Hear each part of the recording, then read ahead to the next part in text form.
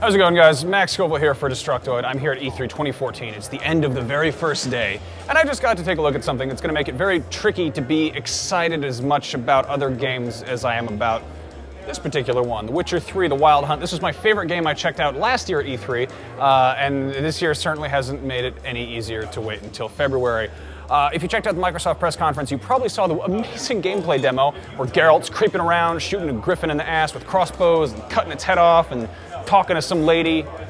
Anyway, this demo that I just got to see picks up exactly where that demo left off, and Geralt is going into this city called Novigrad, which is apparently the biggest city in the game, and it's got so much shit happening. It's got like a fish market, it's got boats, it's got people walking around, there's geese, there's like people just wandering in the streets, and he's riding up on his horse, and his ponytail's swaying, and I guess his horse's tail as well, and there's so much detail and so much life in this game, and it's really clear that CD Projekt Red has put just a terrifying amount of attention into creating this world, and it's the thing that's impressed me the most about it, just as a game, is how much it expands from the last game. They're clearly trying to actually build on something as opposed to just kind of, you know, iterate and do another installment.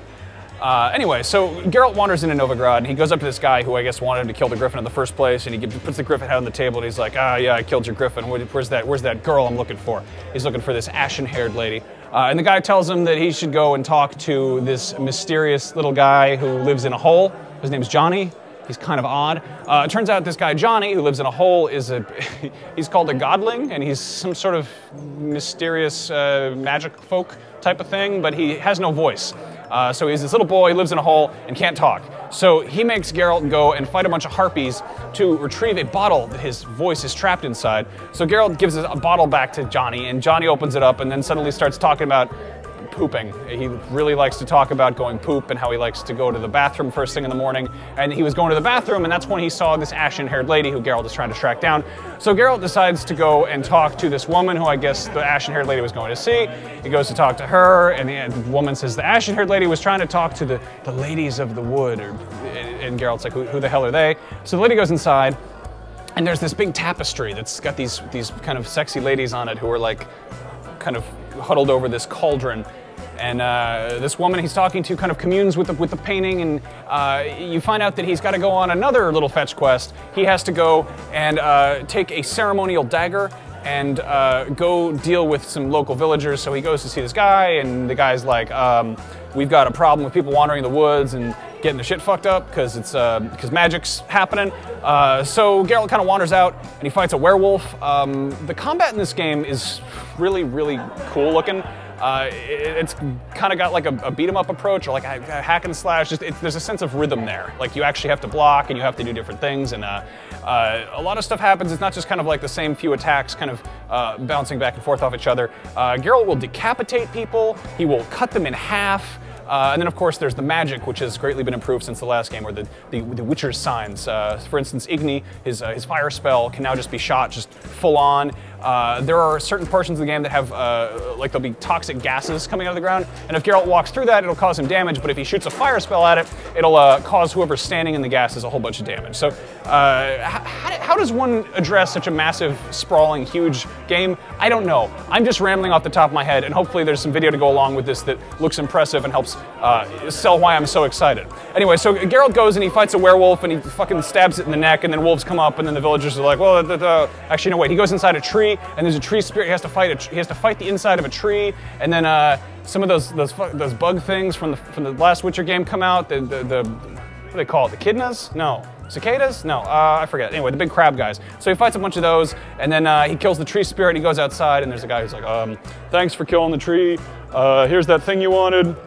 And he cuts off his ear, like kind of Van Gogh style, and so Geralt takes the ear, takes it back to the mysterious lady who's been communing with the tapestry, except this time the beautiful women who she was communing with in the painting, they have come out, and they are just nasty, disgusting witches. They are the grossest monster ladies you could possibly see, and they are in fact the in-game component of one of the pieces of concept art that actually pretty much got me really interested about Witcher 3 in the first place. Concept art, I'm a tough sell on because I went to art school and I like to make art myself, but there's this one one that looks so much like this Russian artist named Ivan Bilibin, who did old fairy tales, like old Grimm's fairy tales and Russian folklore, like Baba Yaga, you know, that old witch who lives in a house with chicken feet.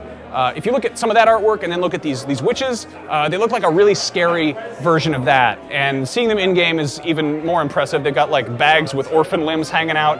And so they're like, oh, it's Geralt, you're so handsome. And then they, you know, point him in the direction of the shit he's looking for. But yeah, how the hell do I talk about this? The world is massive. They're really trying to point that out. Apparently it takes 15 to 20 minutes on horseback to get from Novigrad, the city they showed us, to another part of the map where this other stuff took place, and that was I would say maybe 2/3 of the map, if that. It's a huge world. They did the whole kind of the Skyrim thing where they're like, you see that in the distance, that tree over there? Well, you can go there, and then you can go someplace that's 14 times further away than that.